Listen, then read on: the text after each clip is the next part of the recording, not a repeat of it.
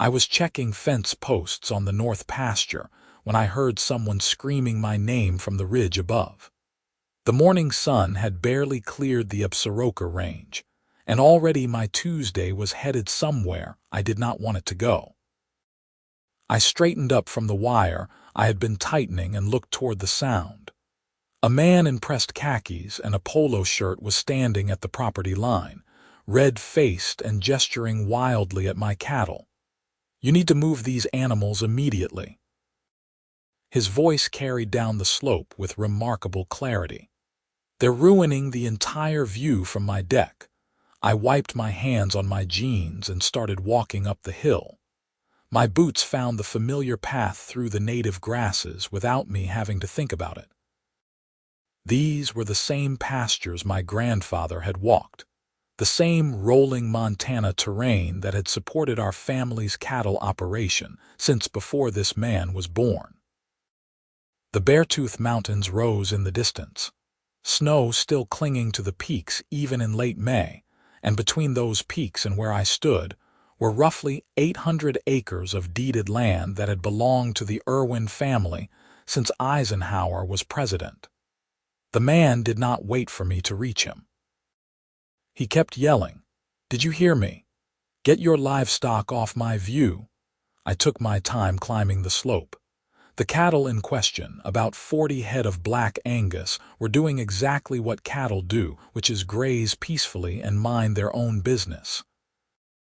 They were scattered across the meadow that rolled down from the ridge, the same meadow where my father had taught me to ride when I was 6 years old. The grass there grew thick and sweet from the runoff of winter snow, and the cattle had been using that pasture every spring for 73 years.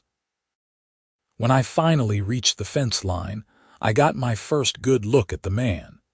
He was maybe 55, with the kind of tan that comes from golf courses rather than actual labor. His watch probably cost more than my truck. Behind him, up on the ridge where the land flattened out into what used to be the old Morrison property, sat a house that looked like it belonged in a magazine. All glass and steel and sharp angles, completely out of place against the rough Montana landscape. "Keith Irwin," I said, extending my hand over the fence. "I don't believe we've met." He ignored my hand. "I know who you are. I'm Gregory Ashton, and I'm the president of the Ridgeview Estates Homeowners Association. Those animals are creating a visual nuisance for all the residents up here, and we need them removed from this area immediately." I let my hand drop. "This is the north pasture of my ranch. Has been since 1952. The cattle have every right to be here. That's completely unacceptable." Gregory's face had gone from red to purple. "We have 17 families who purchased homes specifically for the mountain views. Nobody paid $2 million to stare at cows." I looked past him at the development that had sprouted on the ridge over the past 2 years. Where old Bill Morrison's wheat fields used to stretch toward the sky, there were now 9 massive houses, each one trying to outdo the next in size and ostentation. Bill had sold out to a developer from California shortly before he died, and his kids had been only too happy to sign the papers and take the money. The resulting subdivision had been marketed to wealthy transplants looking for their piece of authentic Montana, though from what I could tell, most of them spent more time in Jackson Hole or Scottsdale than they did here. "My cattle have been grazing this pasture every spring since before you were born," I said, keeping my voice level. "They're not going anywhere." Gregory pulled out his phone. "We'll see about that. The HOA has already consulted with our attorneys. You're in violation of multiple community standards, and we will be taking action." "Your community standards don't apply to my property." I pointed down the slope. "Everything from this fence line down to the creek belongs to me, has for 7 decades. Your development is what's new here, not my operation." "That's irrelevant." He was typing something on his phone now, not even looking at me. Nuisance laws exist for exactly this reason. You can't just let animals roam around destroying property values. I felt my jaw tighten. They're not roaming. They're grazing on my land. There's a difference. Not according to our lawyers. Gregory looked up from his phone with something like triumph in his eyes.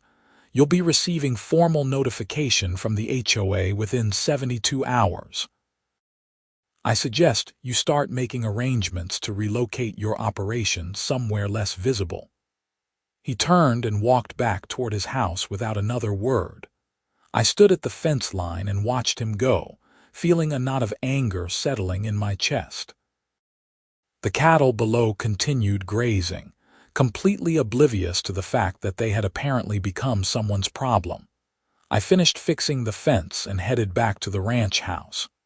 The main building sat in a valley between two hills, sheltered from the worst of the winter winds. It was the same house my grandfather had built in 1952, expanded over the years but still fundamentally the same structure. Wooden siding weathered to a soft gray, a wide porch where my grandmother used to snap peas, windows that looked out over land that had sustained us through droughts and hard winters and cattle prices that made you want to weep. My wife Meredith was in the kitchen when I came in. She looked up from the account she was reviewing, saw my face, and set down her pen. What happened? I told her about Gregory Ashton and his demands. She listened without interrupting, her expression growing steadily more incredulous. He wants you to move the cattle, she said when I finished. From your own land. Apparently they're blocking his view. Meredith shook her head. She had grown up in Billings, the daughter of a teacher and a bookkeeper, and had known exactly what she was getting into when she married me 15 years ago. She understood ranching in a way that Gregory Ashton never would.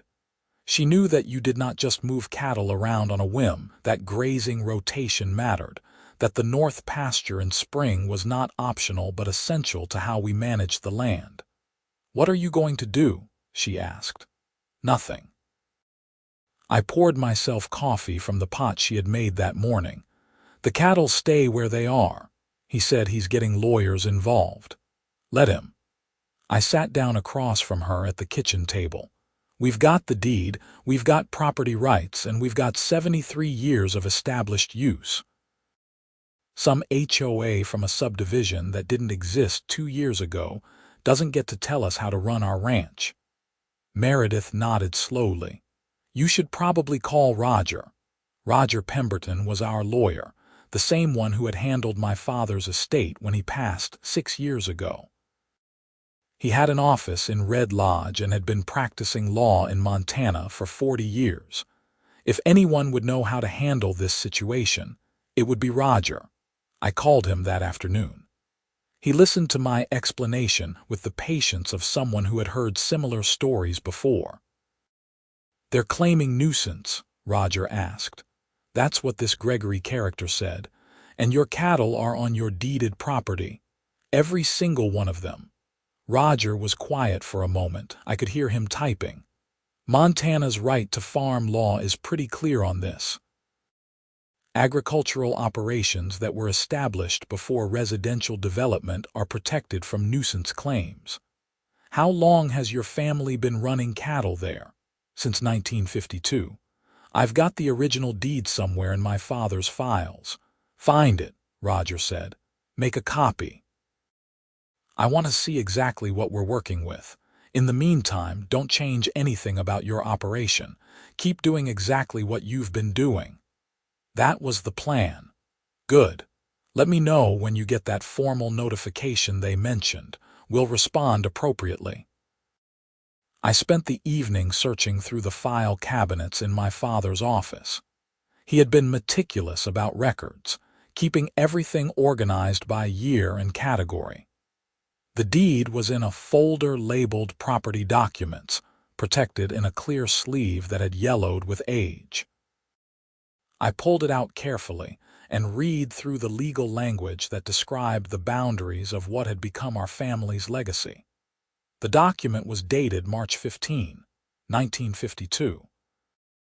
My grandfather, Kenneth Irwin, had purchased 800 acres from the Calhoun family, who had been trying to subdivide their ranch after the patriarch died. The price had been $42 per acre, which seemed impossible now, but had been a stretch for my grandfather at the time. He had taken out loans, mortgaged everything, bet the family's future on this land. The deed described the property in the technical language of metes and bounds, but I knew every inch it referenced. The north boundary that ran along what was now the edge of Ridgeview Estates. The creek that marked the southern line. The county road to the east and the national forest boundary to the west. 800 acres that had supported 3 generations of Irwin family cattle ranching. I made copies of the deed the next morning in town, then stopped by Roger's office to drop one off. He reviewed it while I waited. "This is solid," he said finally. "Deeded property, continuous agricultural use, predates any residential development by 6 decades. Montana law is very protective of established farming and ranching operations. Unless you're doing something actively dangerous or illegal, which you're not, they don't have a case. So I just ignore them, wait for their formal notification. Let's see what their lawyers actually claim." But yes, fundamentally, you ignore them. Your cattle have more right to be there than their houses do, legally speaking. The formal notification arrived 4 days later. It was a thick envelope delivered by certified mail, containing 8 pages of legal-sounding language that boiled down to the same demand Gregory had yelled at me over the fence. The Ridgeview Estates Homeowners Association, acting on behalf of its members, formally requested that I cease using the north pasture for livestock grazing. The letter cited impacts on property values, visual nuisance, potential sanitation concerns, and something called lifestyle incompatibility. There was a deadline. I had 30 days to comply with community standards or face legal action. I forwarded the letter to Roger and waited for his response. It came the next morning in the form of a phone call. "They're bluffing," Roger said. "This letter has no legal weight. They're trying to intimidate you into compliance. Is it going to work? That depends on you." I could hear the smile in his voice. "Are you intimidated?" "Not particularly." "Good. I'm drafting a response. We'll cite the right to farm law, your established use, and the fact that their development is what's new to the area, not your operation. We'll be polite but firm." "How firm?" "Firm enough that their lawyers will advise them to drop this." Roger's response went out 3 days later. I did not see it before he sent it, but he called to read me the key sections.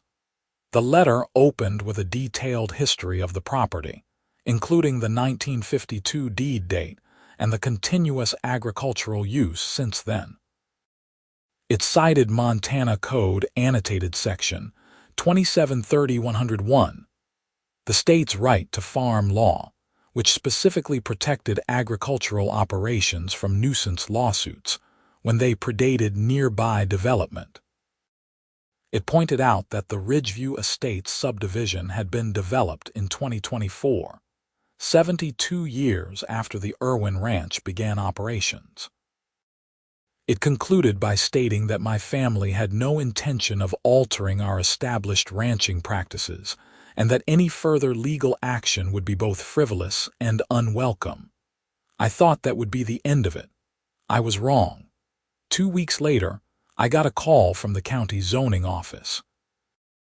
A woman named Patricia informed me that the Ridgeview Estates HOA had filed a formal complaint about my operation. They were claiming that my cattle grazing constituted a change in land use that required a new conditional use permit. "That's ridiculous," I said. "This has been a working ranch for 73 years. Patricia's voice was sympathetic. "I know, Mr. Irwin. I have your file here and everything is clearly in order, but I have to investigate any formal complaint that's filed. Can you come in tomorrow to discuss this?" I met with Patricia the next morning at the county offices in Columbus. She had pulled the entire property history, going back to the original homestead claims from the 1880s. The land had been agricultural for over a century. There had never been any zoning issues, never any violations, never any complaints until now. "This is harassment," Patricia said, closing the file. "Your operation is clearly grandfathered under any zoning regulation. The complaint has no merit. Can you tell them that?" "I'll send an official response dismissing the complaint. But Mr. Irwin, I have to warn you.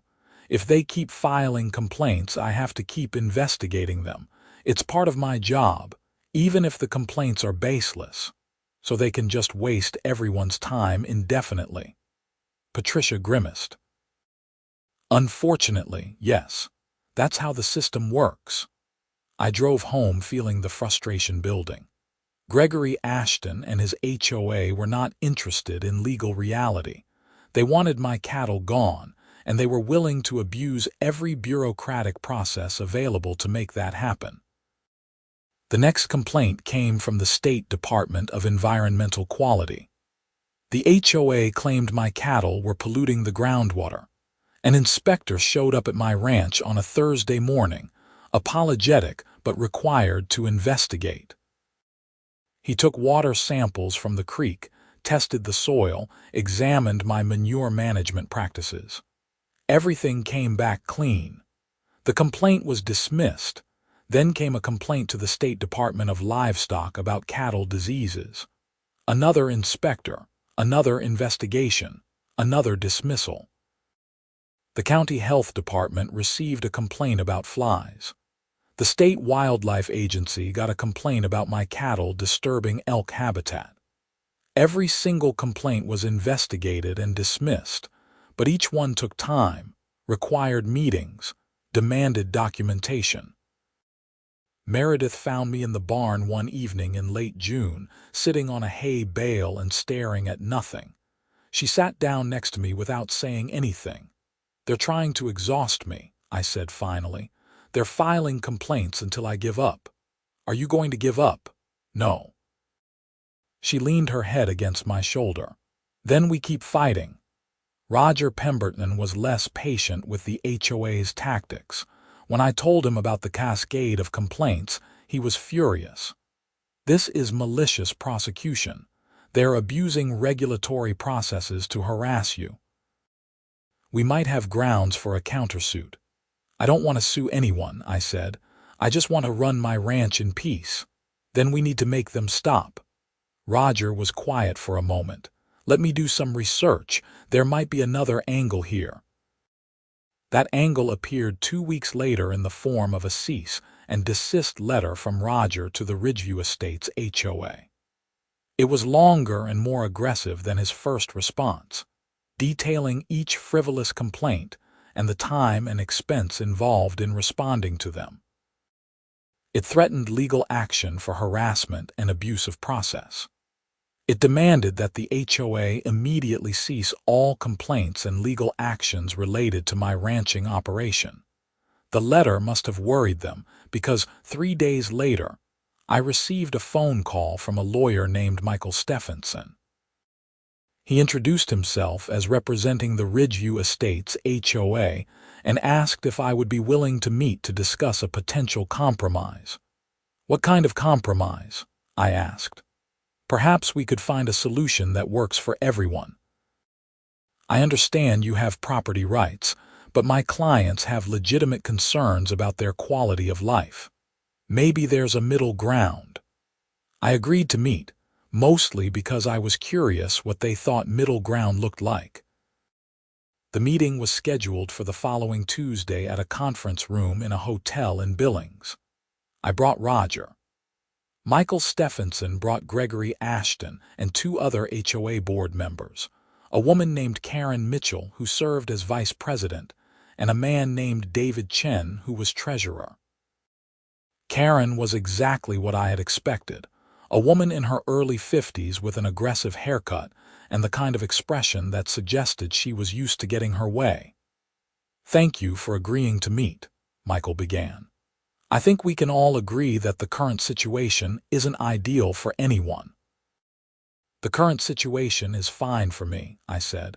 "My cattle are on my land, doing what they've done for 73 years. Karen leaned forward. "But you have to understand how this affects us. We moved here for peace and tranquility, for the natural beauty. Having cattle in our viewshed completely destroys that experience." "The cattle are part of the natural landscape," Roger said. "They're certainly more natural than your houses." Gregory spoke up. "We're prepared to make a financial offer. If you agree to keep your cattle out of the North Pasture during the peak tourism season, say May through September, we'll compensate you for any additional costs or inconvenience." "How much?" I asked, though I already knew no amount would be enough. $20,000 per year, Michael said. "Paid by the HOA. I shook my head. "The North Pasture is essential to my grazing rotation. Moving the cattle somewhere else would mean overgrazing other pastures, buying supplemental feed, completely disrupting how I manage the land." $20,000 doesn't begin to cover the real cost." "What would cover it?" Karen asked. "Nothing," I said. "Because I'm not interested in selling my rights to use my own property. This isn't about money." The meeting deteriorated from there. Karen insisted that compromise was necessary for the community. Gregory threatened to continue pursuing legal options. David mostly stayed quiet, looking increasingly uncomfortable with the whole situation. We left without any agreement. On the drive back to Red Lodge, Roger was thoughtful. "They're starting to understand they can't win legally," he said. "That offer was an admission of that, but they're not ready to give up yet." "What happens next?" "Probably more of the same. More pressure, more complaints, more attempts to make your life difficult until you crack." "I'm not going to crack. I know. Which means eventually they'll either give up or do something stupid." They did something stupid in early August. I was moving cattle from the South Pasture to the north when I found that someone had cut my fence. 3 strands of barbed wire, cleanly snipped in 4 places, leaving gaps large enough for cattle to wander through. If I had not been there watching the herd, some of them would have ended up on the county road or worse. I called the sheriff's office. Deputy Tom Brennan came out to investigate. He photographed the cut fence, took measurements, wrote everything down in his notebook. "Any idea who might have done this?" he asked. "I've got suspicions." Tom nodded slowly. He had grown up in the area and knew the history of my ranch. He also knew about the ongoing conflict with Ridgeview Estates. "I'll file a report," he said. "But without witnesses or evidence, there's not much I can do. Keep an eye out for any other vandalism." I repaired the fence that afternoon, using heavier gauge wire and adding an extra strand. Meredith helped, neither of us talking much. We both knew what the cut fence meant. The HOA was escalating. 2 weeks later, I found poison bait scattered along the fence line. Someone had thrown chunks of meat laced with something over the fence onto my property. I called Tom again. He came out, collected the bait for testing, looked grim. "This is serious," he said. "Poisoning livestock is a felony in Montana. If you see anyone near your property who doesn't belong, call me immediately." I started checking the fence lines every morning and every evening. Meredith did the same when I was working other parts of the ranch. We installed motion-activated cameras at key points along the boundary with Ridgeview Estates. The cameras caught someone on August 28th. A figure in dark clothing, approaching the fence at 2 in the morning, throwing something over onto my property. The video quality was not great, but it was clear what was happening. I called Tom the next morning and showed him the footage. "That's enough for me to start asking questions up at the subdivision," he said. "Do you recognize anything about the person? Height, build, anything?" I reviewed the footage again. "Could be Gregory Ashton, same general size and shape." Tom made notes. "I'll follow up. In the meantime, keep those cameras running." The next evening, Tom called me. "I talked to some folks at Ridgeview Estates. Gregory Ashton has an alibi for that night. Says he was in Billings at a charity dinner. I checked with the event organizers and he's on the attendance list." So it was someone else from the HOA. Probably. But proving it is going to be difficult. No one's talking and the video isn't clear enough for a positive identification. I felt the frustration building again. "So they can just keep doing this. I'm going to increase patrols in your area. And I'm going to have a conversation with the HOA board about the consequences of livestock poisoning. Sometimes a reminder about felony charges is enough to make people think twice." Tom must have put genuine fear into them, because the vandalism stopped. September passed without incident. The cattle thrived on the north pasture's late summer grass. The weather held clear and warm, perfect for finishing the grazing season, but the complaints continued. The HOA filed a nuisance lawsuit in district court, despite Roger's warnings that it would fail. We spent October preparing our defense, gathering documentation, securing affidavits from neighbors who had lived in the area for decades and could attest to the ranch's continuous operation. The hearing was scheduled for November 15th. Roger was confident we would win, but he warned me that a court loss might not stop the HOA. "Some people just can't accept being wrong," he said. "They'll keep fighting long past the point of reason." The morning of the hearing was cold and clear. Meredith and I drove to the courthouse in Columbus together. Roger met us outside, carrying a briefcase thick with documents. The courtroom was small, and Judge Martha Holloway presided with the no-nonsense efficiency of someone who had been on the bench for 20 years. The HOA was represented by Michael Stephenson and had brought Gregory, Karen, and David as witnesses. Michael presented their case first. He argued that while the ranch predated the subdivision, the specific use of the north pasture for cattle grazing during peak tourism season constituted a nuisance that unreasonably interfered with his client's use and enjoyment of their property. He presented testimony from HOA members about the visual impact, the flies, the smell, the general disruption to their peaceful enjoyment of their expensive homes. Judge Holloway listened without expression. When Michael finished, she turned to Roger. Roger stood and placed the 1952 deed on the evidence table. "Your Honor, this is the original deed showing the Irwin family's purchase of this property in 1952. The property has been in continuous use for cattle ranching since that date.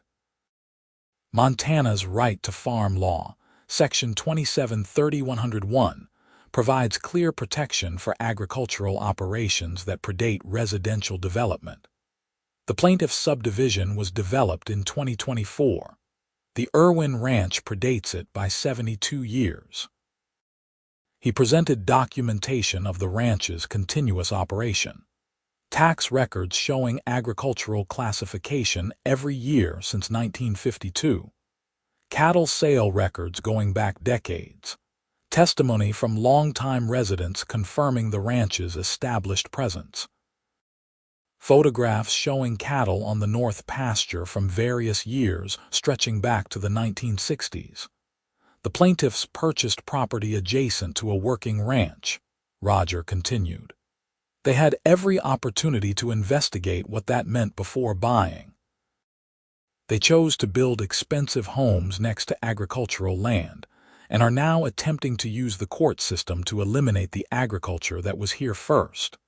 This is exactly the situation the right to farm law was designed to prevent. Judge Holloway asked pointed questions of both sides. She wanted to know if the ranch had changed its practices in any significant way since 1952. Roger confirmed it had not, that we were running roughly the same number of cattle on the same grazing rotation that had been established decades ago. She asked the HOA if they had investigated the surrounding land use before purchasing. Michael admitted his clients had been aware of the ranch, but had not anticipated the visual impact of seeing cattle from their homes. "That's not a legal basis for a nuisance claim," Judge Holloway said. "Disappointment with a view is not actionable." She took a brief recess to review the materials, then returned with her ruling. It was swift and unambiguous. The ranch's established agricultural use predated the residential development by 7 decades. Montana law clearly protected such operations from nuisance claims. The HOA's lawsuit was dismissed with prejudice, meaning they could not refile the same claim. Furthermore, Judge Holloway added, looking directly at Gregory and Karen, "I want to make something very clear. This court will not look favorably on any future attempts to use the legal system to harass Mr. Irwin's legitimate agricultural operation. The ranch was here first. You chose to build next to it. Learn to coexist." We left the courthouse with Roger grinning and Meredith squeezing my hand. It felt like a victory, and it was, but I knew from Tom's warnings and from the cut fence and poison bait that legal victories did not necessarily translate to peace. I was right to be cautious. The HOA could not sue me again, but that did not mean they stopped trying to make my life difficult. In December, I received a notice from the county that the road providing access to my north pasture was being considered for closure. The road was an old county right-of-way that ran along the edge of the Ridgeview Estates property. Closing it would not make my land inaccessible, but it would require a 2-mile detour to reach the north pasture, adding significant time and expense to my operation. I reviewed the closure proposal and saw that it had been submitted by the Ridgeview Estates HOA, claiming the road was unused and unnecessary.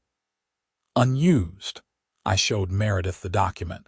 "I use it twice a day during grazing season." "They're just trying a different angle," she said.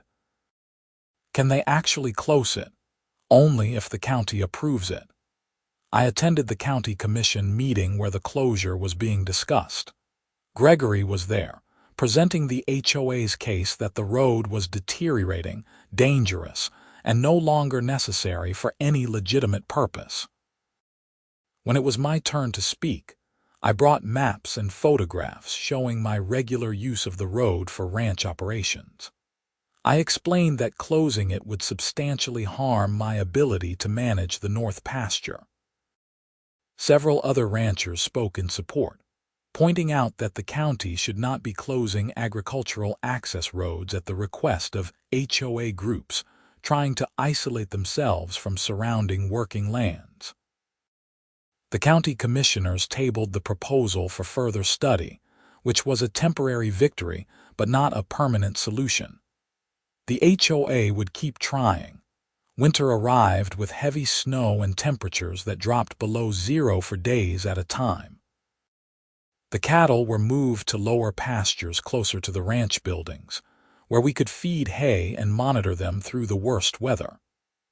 The conflict with Ridgeview Estates faded into the background, replaced by the more immediate concerns of keeping livestock alive through a Montana winter. But I thought about it. During the long evenings when darkness came at 4:30 and there was nothing to do but sit by the fire and wait for spring, I thought about Gregory Ashton and Karen Mitchell and what they represented.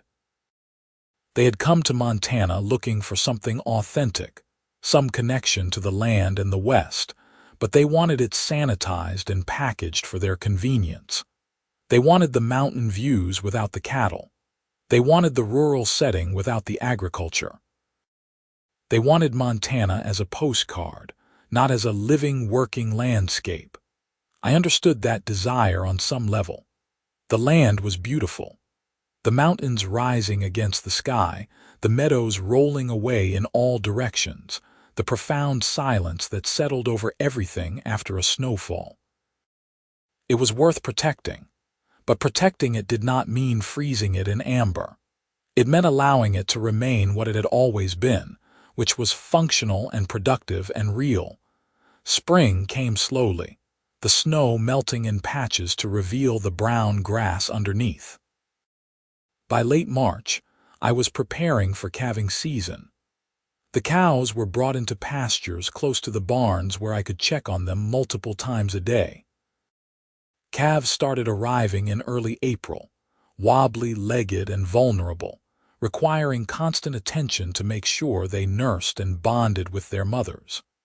I was checking the calving pasture on an afternoon in mid-April when I noticed someone standing at the fence. Not Gregory this time, but David Chen, the HOA treasurer who had been mostly quiet during all the previous confrontations. I walked over to him. He looked uncomfortable, shifting his weight from foot to foot. "Mr. Irwin," he said, "do you have a minute?" "Sure." David glanced back toward the subdivision, then seemed to make a decision. "I want to apologize for all of this. The lawsuits, the complaints, the whole mess. It was wrong." I was surprised enough that I did not immediately respond. "I bought up here because I thought it would be peaceful," David continued. "I grew up in San Francisco, and I wanted something different for my family, but I didn't think about what that actually meant. I didn't think about the fact that Montana has working ranches because people like you maintain them. I just saw the views and the mountains and signed the purchase agreement." "Lot of people made the same choice," I said. "Yeah, but most of them are doubling down on stupid. Gregory and Karen are talking about taking this to the state legislature, trying to get the right to farm law changed. They're completely obsessed with getting rid of your cattle. That's not going to happen. I know, and I'm tired of being part of it." David pulled out a folded paper from his jacket. "I'm resigning from the HOA board. I wanted you to know that not everyone up there is against you." He handed me the paper, which was a formal resignation letter, then turned and walked back toward the subdivision. I watched him go, feeling something shift in my understanding of the situation. The HOA was not a monolith. There were people like Gregory and Karen who would never accept the ranch's presence, but there were also people like David who were capable of changing their minds. The spring moved into summer. The cattle went back to their normal rotation, including the north pasture where this whole conflict had started.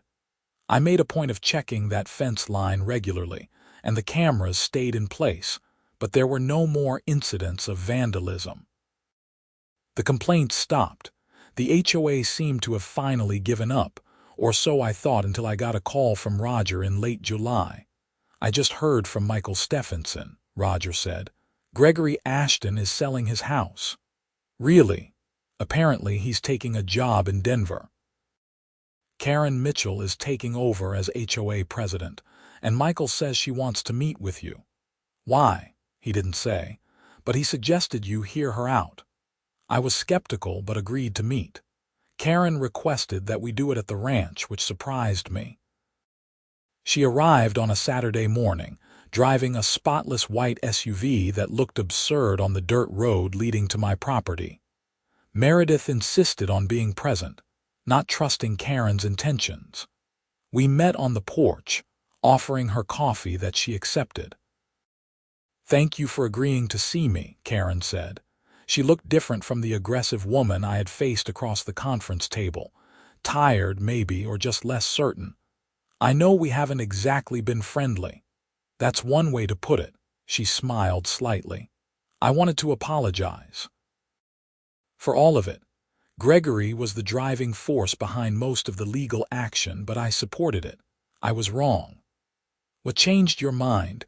Karen was quiet for a moment, looking out over the pastures where cattle grazed in the morning sun. "My daughter came to visit last month. She's studying environmental science at Montana State.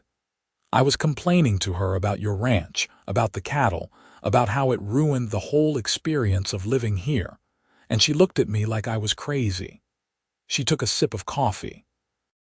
She asked me if I understood that cattle grazing, when done responsibly, is actually beneficial for grassland ecosystems, that it promotes biodiversity, controls invasive species, mimics the historical patterns of bison grazing. She said I was complaining about one of the few ranchers left who's maintaining the landscape in something close to its natural state. Smart daughter, Meredith said. She is. And she made me realize how backwards I'd been thinking about this. I moved here because I loved Montana. But I was trying to change it into something it's not. I was trying to make it suburban and sanitized when what makes it special is that it's not those things. So what happens now? I asked. Now I try to convince the rest of the HOA to drop this fight. Some of them will, some won't. Gregory leaving will help, but I wanted to start by apologizing to you directly. Karen stood. I also wanted to ask if you'd be willing to give a tour, for anyone in the HOA who's interested.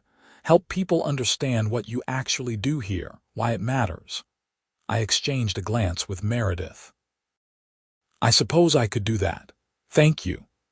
Karen handed me a business card with her cell number. Whenever you're willing, just let me know, and again, I'm sorry for all of it. She left, and Meredith and I sat on the porch for a while processing what had just happened. You believe her? Meredith asked. I think so. People can change their minds.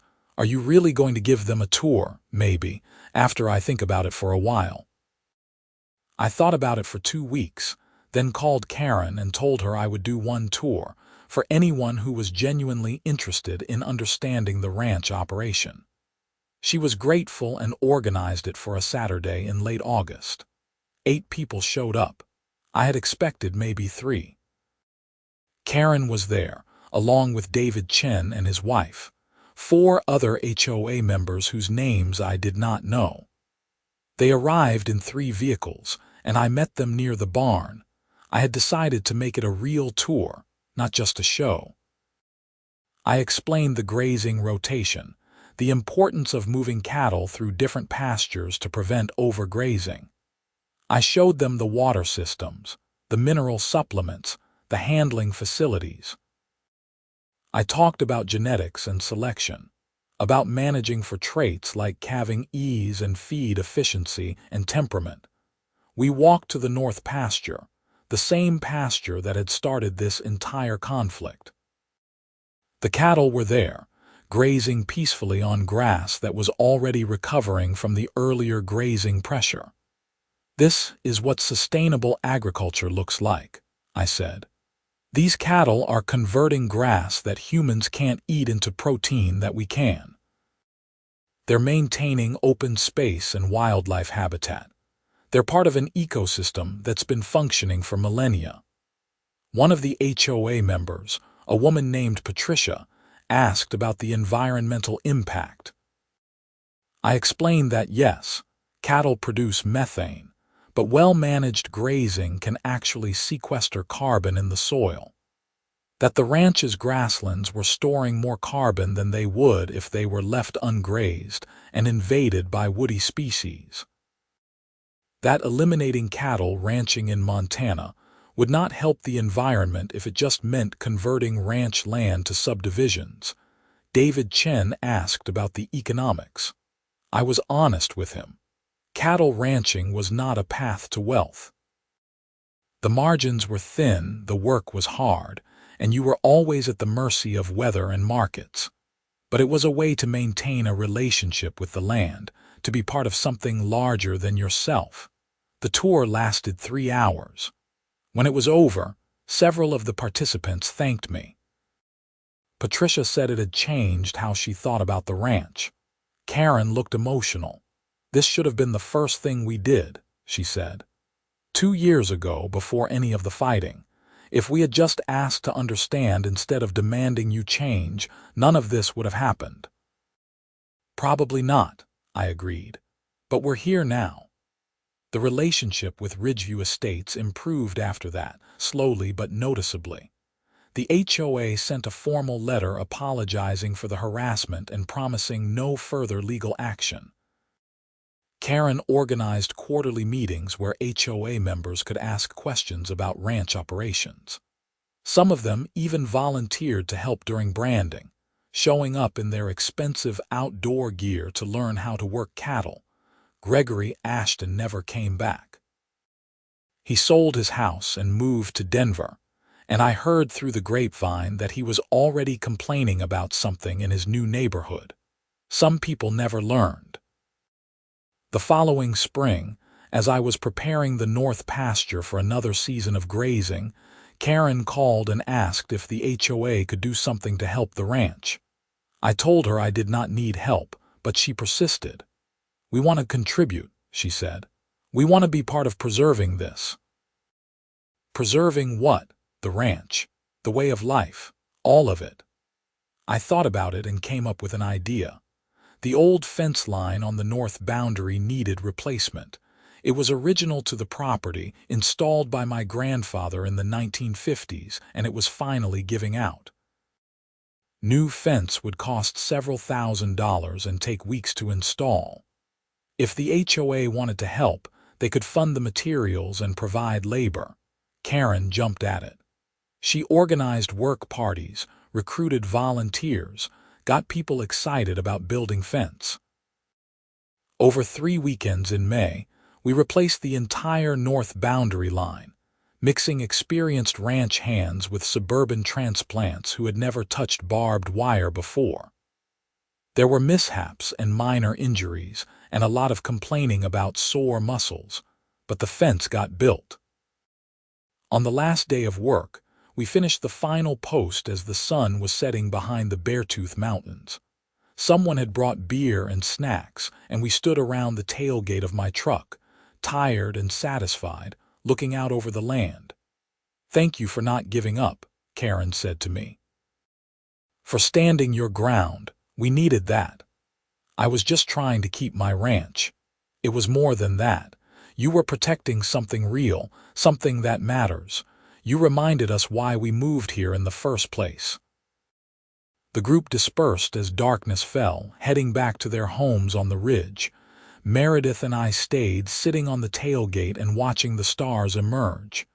"That was unexpected," she said. "All of it was unexpected. You think it'll last? The peace? I don't know. But I think enough people understand now. They understand what this place is, what it represents. That's something." We drove back to the ranch house through the gathering dark. The cattle were quiet in the pastures, settled for the night. The land stretched away in all directions. The same land my grandfather had purchased in 1952. The same land I would pass on to whoever came after me. Preserved not by freezing it in time, but by keeping it alive and working and real. Branding season came in June. The traditional chaos of gathering cattle, sorting calves, heating irons, vaccinating and tagging and castrating in a long, exhausting day. I had expected it to be just family and the handful of neighboring ranchers who always helped, but Karen showed up with 6 volunteers from the HOA. They worked hard, following instructions, doing the jobs I gave them. By mid-afternoon, when the work was done, and we were setting up for the traditional branding meal, the mixing of old ranching families and suburban transplants felt almost natural. We served burgers and ribs, beans and coleslaw, the kind of heavy food you need after 10 hours of physical labor. People sat at picnic tables in the yard, talking and laughing. David Chen was comparing notes with my neighbor Jim Rowland about the best way to keep deer out of gardens.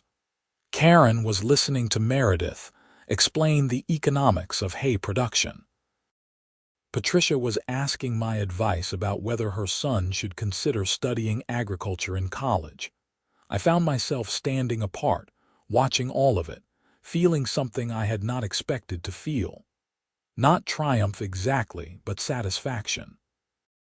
The fight to preserve the ranch had ended not with the court ruling but with people coming together to understand each other. Gregory Ashton had yelled at me to get my livestock off his view, had seen the cattle as nothing but an obstruction to his Montana fantasy. But the ranch, with its 1952 deed and its 73 years of continuous operation, had been patient. The land had been here long before Gregory arrived and would be here long after he left. The cattle would continue grazing the north pasture every spring, the same rotation my grandfather had established, the same pattern that sustained both the land and the community that depended on it. Karen approached me as the sun dropped toward the mountains. She looked tired but happy.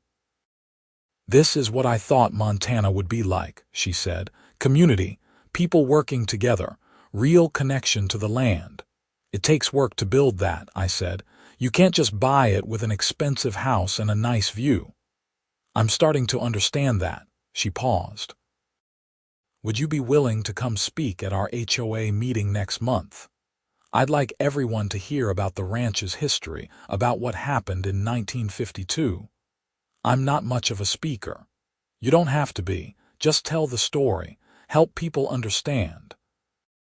I agreed, and 3 weeks later I found myself standing in front of 40 HOA members in the Ridgeview Estates clubhouse, telling the story of how my grandfather had scraped together the money to buy 800 acres in 1952. How he had built a life and a legacy on that land, how 3 generations of my family had maintained it through droughts and hard winters and changing markets. I showed them the original deed, yellowed with age but still valid, still the foundation of everything my family had built. I explained the right to farm law, how Montana had recognized that agricultural operations needed protection from encroaching development. I talked about the importance of working lands, how they provided food and maintained open space, and preserved a way of life that was rapidly disappearing. When I finished, the room was quiet. Then someone started clapping and others joined in, and I stood there feeling awkward but grateful. Questions followed. People wanted to know about water rights, grazing management, whether young people were still going into ranching, what they could do to support working agriculture. The meeting ran 2 hours past its scheduled end time. As people were leaving, a young couple approached me. They had just moved to Ridgeview Estates from Seattle. "We didn't know about any of this history when we bought," the husband said. "The realtor never mentioned there was a working ranch next door. Would it have changed your decision?" I asked. They looked at each other. "Probably not," the wife said. "But we would have understood what we were moving next to. We would have educated ourselves before complaining about things we didn't understand." "That's all I ask," I said. "Understanding, respect for what was here before." The conflict with Ridgeview Estates faded into history over the following months. There were no more complaints, no more legal threats, no more cut fences or poison bait. The HOA established a good neighbor policy that required new residents to be briefed on the surrounding agricultural operations before they closed on their homes. Karen remained president and became something close to a friend, calling occasionally to ask advice about dealing with wildlife or managing the HOA's own open space. Autumn arrived with its brilliant colors, the aspens turning gold against the dark green of the pines.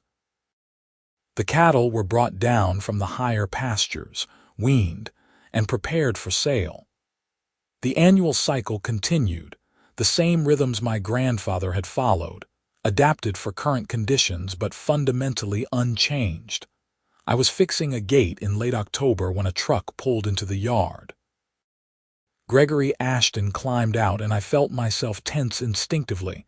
He looked different, older somehow, less aggressive. "Keith," he said, nodding at me. "Do you have a minute, I suppose?" We stood in the yard, not quite hostile but not friendly either. Gregory looked around at the ranch buildings, the pastures beyond, the mountains rising in the distance. "I came to apologize," he said finally. "I handled this whole situation badly, really badly. I was arrogant and stupid, and I made your life hell for no good reason. What changed your mind?" "Denver." He laughed without much humor. "I bought in a different subdivision, and now I'm on the other end of HOA politics. There's this guy who wants to ban dogs over 50 pounds because he thinks they're dangerous. Another person trying to force everyone to replace their grass with xeriscaping. Someone else complaining about holiday decorations. It's endless, petty nonsense, and I realized that's exactly what I was doing to you. It took moving to Denver to figure that out. Sometimes you have to see yourself from the outside." Gregory shifted his weight. "I'm not asking for forgiveness. I just wanted to say I was wrong. Your ranch should be here. It deserves to be here. And I'm sorry I tried to change that." He left before I could respond, driving away in the same expensive truck he had arrived in. I stood there for a while, thinking about apologies and change and the slow process of understanding. Gregory would probably never set foot on my ranch again, would never attend branding or help build fence, but the fact that he had driven 3 hours to apologize meant something. Winter settled over the land, deep and cold and beautiful. The cattle were moved to the lower pastures. Snow covered everything in a thick white blanket that would last until March. Meredith and I spent the long evenings planning for the next year, reviewing the finances, discussing what improvements the ranch needed. "You think we won?" she asked one night as we sat by the fire. "Won what? The fight? The whole thing with the HOA?" I thought about it. "I think we survived. That's enough. Just survived. We kept the ranch. We protected what my grandfather built, and maybe we taught some people something about living in Montana, about respecting what was here before they arrived. That's more than just surviving, I suppose." She leaned her head on my shoulder. "You know what I think? I think you saved this place, not just our ranch, but this whole way of life. If you had given in, if you had moved the cattle or sold the property, it would have sent a message that money and HOAs and newcomers' complaints matter more than history and heritage and the actual working of the land. You stood up, and that matters. I just didn't want to give up what was mine." It was more than that, and you know it. Maybe she was right. Maybe the fight had been about more than just property rights and grazing rotation. Maybe it had been about whether Montana would remain a place where ranching and agriculture still mattered, or whether it would become nothing but scenery for wealthy transplants. Spring returned, as it always did. The snow melted, the grass emerged green and fresh, and I moved the cattle back to the north pasture for another season. Standing at the fence line where Gregory Ashton had first yelled at me to get my livestock off his view, I looked down at the cattle grazing peacefully on land that had been in my family for 74 years. The deed was dated March 15, 1952. My grandfather had signed it in a lawyer's office in Columbus, committing himself and his descendants to this land and this life.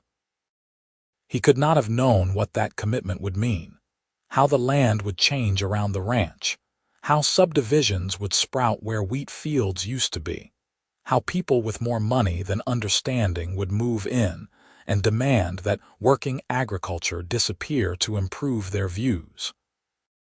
But the deed had held, the law had held, and the land continued doing what it had always done, supporting cattle and families and a way of life that was harder and less profitable than it should be, but still worth preserving. I walked down into the pasture, moving through the herd, checking each animal. The calves were growing, healthy and strong. The cows were calm, content to graze and raise their offspring. Above, the Beartooth Mountains rose against a sky so blue it hurt to look at. The same mountains my grandfather had seen, the same sky, The same fundamental relationship between land and animals and people who understood how to maintain all of it. The ranch would continue. The cattle would graze these pastures next spring and the spring after that, as long as someone in my family chose to maintain what my grandfather had started. The HOA up on the ridge would change, new people moving in and old ones moving out, but the ranch would remain, anchored by a deed from 1952 and protected by laws that recognized agriculture's right to exist. Gregory Ashton's house had sold to a couple from Portland. I had met them briefly, and they had seemed genuinely interested in the ranch, asking intelligent questions about the operation. They had 2 young kids who were fascinated by the cattle. The wife had grown up on a farm in Oregon and understood what it meant to live next to working agricultural land. "We wanted our children to see this," she had told me, "to understand where their food comes from, to know that Montana is more than just tourist attractions and ski resorts." Maybe that was the real victory. Not the court ruling or the apologies or the fence-building work parties, but the slow education of people who came from somewhere else, helping them understand what they had moved next to and why it mattered. Karen called in April to ask if the HOA could sponsor a scholarship for a local high school student planning to study agriculture. She wanted to name it after my grandfather, recognizing the legacy of the 1952 deed and what it represented. I agreed, and the first scholarship was awarded in May to a girl from Red Lodge who was headed to Montana State University to study ranch management. At the scholarship ceremony, held in the Ridgeview Estates clubhouse, I stood and looked at the faces of HOA members who 2 years ago had been demanding I remove my cattle from their view. They applauded as the scholarship was announced, genuinely excited to support the next generation of Montana ranchers. Karen gave a speech about the importance of preserving agricultural heritage. David Chen talked about what he had learned from attending branding and helping with fence work. It was not the ending I had expected when Gregory Ashton first yelled at me from the ridge. I had expected a long, bitter fight, maybe years of legal battles, possibly being forced to sell parts of the ranch or alter our operation beyond recognition. Instead, I had found something like community, people who had come to Montana looking for one thing and discovered something more valuable in understanding the working landscape they had moved into. The ranch remained unchanged, which was exactly the point. The cattle grazed the same pastures. The seasons turned in their ancient rhythm. The deed from 1952 sat in its file folder, yellowed and fragile but still the foundation of everything. On a morning in late June, as I was checking cattle in the north pasture, I saw a group of people hiking along the fence line. HOA members from Ridgeview Estates out for their morning walk. They saw me and waved. I waved back. One of them called out a greeting, asking how the cattle were doing. I told them they were doing fine, and we exchanged a few more pleasantries before they continued their walk, and I continued my work. That small interaction, cordial and brief, represented everything that had changed. 2 years ago, those same people would have been glaring at me, maybe taking photos to use in some complaint to the county. Now they were genuinely interested in the ranch's welfare, invested in its success. Meredith met me back at the house for lunch. We sat on the porch, eating sandwiches and looking out over the land. "Did you ever think it would turn out like this?" she asked. "Not even close." "Are you glad it did?" I considered the question. The fight had been exhausting, expensive, and stressful in ways I was still processing. But the outcome, the education of the HOA members, the building of genuine understanding between the ranch and the subdivision, that was worth something. "Yeah," I said. "I'm glad. I think Grandpa would be too." The deed he had signed in 1952 had been more than just a real estate transaction. It had been a commitment to stewardship, to maintaining something valuable, to being part of a landscape rather than just exploiting it. That commitment had been tested when Gregory Ashton demanded I get my livestock off his view, tested by months of harassment and legal threats and genuine fear that we might lose everything. But the commitment had held, supported by Montana law and community understanding, and ultimately, by the simple fact that we had been here first and had every right to remain. The ranch would continue, not frozen in time but adapting and growing while maintaining its essential character as a working agricultural operation. That evening, I drove up to the north pasture one more time, checking on the herd in the fading light. The cattle were bedded down for the night, peaceful and content. The mountains glowed pink and gold in the sunset. Somewhere in the distance, a meadowlark sang its complex evening song. I thought about my grandfather, signing that deed 74 years ago, committing his family's future to this land. I thought about all the years since then, the work and struggle and satisfaction of maintaining a ranch through changing times. I thought about Gregory Ashton's face when he learned the ranch had been deeded to my family in 1952. The shock and anger and ultimately the grudging acceptance that some things were bigger and older and more important than his desire for an unobstructed view. The fight was over. The ranch had survived. The land remained what it had always been, a working landscape that sustained those who understood how to live with it rather than against it. That was enough. That was everything. I drove back to the house as darkness fell, the truck following familiar ruts in the road, the headlights sweeping across pastures I knew as well as I knew my own hands. Meredith had the porch light on, and I could see her silhouette in the window. Home, built on land secured by a deed from 1952, protected by law and community and the simple fact that we belonged here. The ranch would see another spring, another season of cattle grazing the north pasture, another year of maintaining what my grandfather had started. And when I eventually passed it on to whoever came next, they would inherit not just the land but the lessons learned from standing firm, from protecting what matters, from refusing to let anyone, no matter how wealthy or entitled, take away what had been earned and preserved across generations. The deed had held. The ranch remained. That was the story, simple and true, of what happened when someone yelled to get my livestock off his view, and then learned that the land had been ours since 1952.